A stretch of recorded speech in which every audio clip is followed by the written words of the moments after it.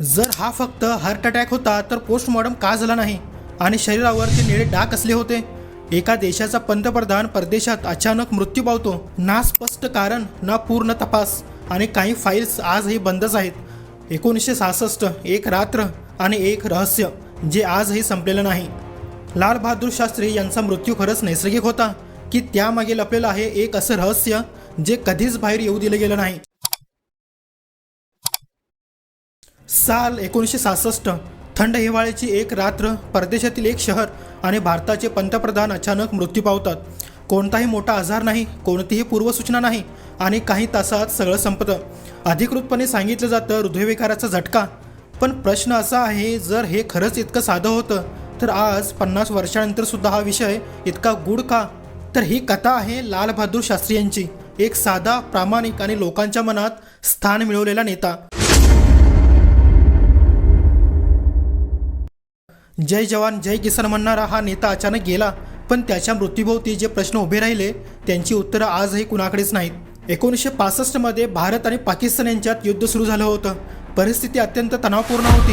युद्ध थांबवण्यासाठी आणि शांतता प्रस्थापित करण्यासाठी दोन्ही देशांना एका ठिकाणी बोलवण्यात आलं होतं आणि ते होतं ताश्कंद. त्यावेळी सोव्हिएत युनियनच्या मध्यस्थीने हा करार ठरवण्यात आला होता.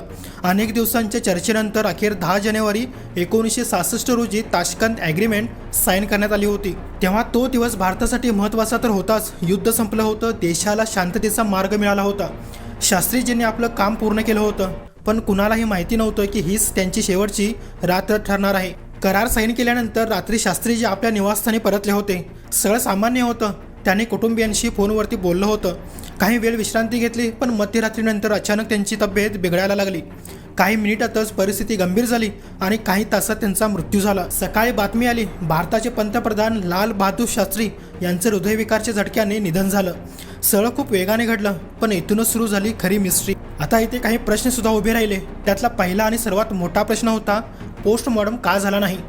एखाद्या देशाच्या पंतप्रधानांचा प्रदेशात मृत्यू होतो आणि पोस्टमॉर्टम केला जात नाही, ही गोष्टच स्वतःमध्येच खूप संशयास्पद वाटते. कारण अशा परिस्थितीत पोस्टमॉर्टम हा सर्वात बेसिक प्रोसिजर मानला जातो, पण इथे तोच झाला नाही.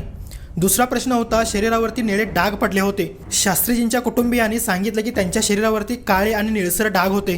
काही रिपोर्ट्समध्ये असंही म्हटलं गेलं की त्यांच्या चेहऱ्यावरती आणि शरीरावर अनयुज्युअल मार्क्स दिसत होते. हे नेमकं कशामुळे झालं? जर हा साधा हार्ट अटॅक होता तर हे मार्क्स कसे दिसले? तिसरा प्रश्न असा होता की कुटुंबियांना शंका आली होती. शास्त्रीजींच्या पत्नी आणि इतर कुटुंबियांनी सुरुवातीपासूनच या मृत्यूवर शंका व्यक्त केली होती. त्यांनी स्पष्टपणे सांगितलं की त्यांना वाटतच नाही की हा नॅचरल डेथ असावा, पण त्यांच्या या शंकेला कधीच पूर्णपणे इन्व्हेस्टिगेट केलं गेलंच नाही. आणि इथे स्टोरी अजून खोल जाते. त्या रात्री शास्त्रीजींनी जे अन्न खाल्लं होतं ते एका वेगळ्या कुकने बनवलं होतं. काही रिपोर्टच्या अनुसार असं म्हटलं गेलं की त्यांनी दूध घेतल्यानंतर त्यांची तब्येत अचानक बिघडली. त्यामुळे काही लोकांनी पॉइझनिंग थिअरी मांडली. काही जणांचा दावा असा आहे की हा एक प्लॅन्ड असॅसिनेशन होता. पण जर असं होतं तर कोणी केलं असावं? काही थिअरीज सांगतात की यामागे पॉलिटिकल कारणं होती. काही म्हणतात की इंटरनॅशनल प्रेशर होता. काही जणांचा दावा आहे की शास्त्रीजी काही मोठे निर्णय घेणार होते जे काही लोकांना मान्यच नव्हते. पण यापैकी कोणताही क्लेम पूर्णपणे सिद्ध झालाच नाही. अजून आणखी एक गोष्ट जी या मिस्ट्रीला अजून वाढवते, गव्हर्नमेंट फाईल्स. या प्रकरणाशी संबंधित अनेक डॉक्युमेंट्स आजही पूर्णपणे पब्लिक झालेलेच नाहीत. काही फाईल्स क्लासिफाईड राहिल्या, काही इनकम्प्लीट राहिल्या, आणि जेव्हा माहितीच पूर्ण नाही तेव्हा सत्य समजणं अजून कठीणच होतं. आज इतक्या वर्षानंतर सुद्धा एक सिंपल प्रश्न अजून अनुत्तीर्णच आहे, शास्त्रीजींचा मृत्यू नैसर्गिक होता की तो एक घातपात? कारण जर हा फक्त हार्ट अटॅक होता तर इतके प्रश्न का? आणि समजा जर हा घातपातच होता तर सत्य आजपर्यंत लपून का ठेवलं गेलं?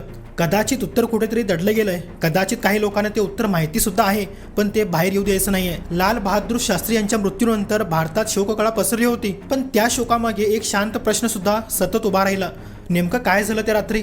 अधिकृतपणे सांगितलं गेलं की हार्ट अटॅकच, पण ज्या वेगाने सगळं काही झालं होतं त्या प्रकारे काही बेसिक प्रोसिजर्स टाळले गेले.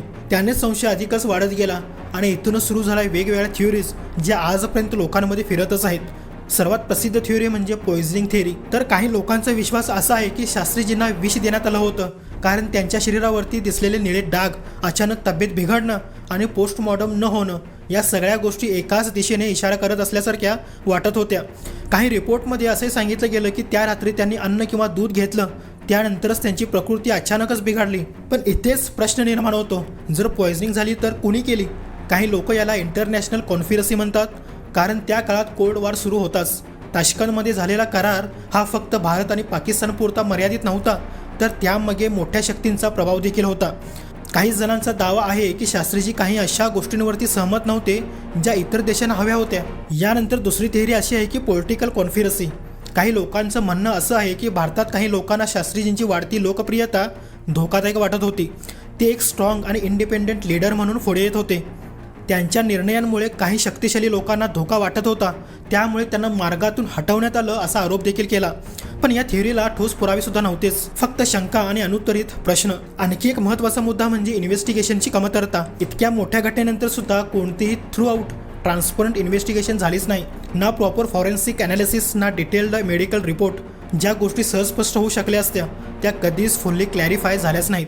यामुळे लोकांचा संशय आणखीनच वाढला. वर्षानुवर्षे लोकांनी या प्रकरणावरती प्रश्न विचारलेच. RTI दाखल झाले, फाईल्स मागवण्यात आल्या, पण अनेक वेळा उत्तर मिळालं इन्फॉर्मेशन अवेलेबल नाही किंवा फाईल्स क्लासिफाईड आहेत. आता विचार करा, जर सगळं नॉर्मल होतं तर इतकी माहिती का लपवली गेली. आता पहा, आणखी एक इंटरेस्टिंग गोष्ट म्हणजे त्या काळातील काही क्लोज असोसिएट्स आणि जर्नलिस्टसुद्धा या मृत्यूबद्दल समाधानी नव्हतेच. त्यांनी अनेक वेळा सांगितलं की या प्रकरणात अजून खूप काही बाहेर यायचं बाकी आहे. पण वेळ गेली, सरकार बदलली आणि हळूहळू ही स्टोरी फक्त मिस्ट्री बनूनच राहिली. आज इतक्या वर्षानंतर सुद्धा कोणतंही ठाम कन्क्लुजनच नाही.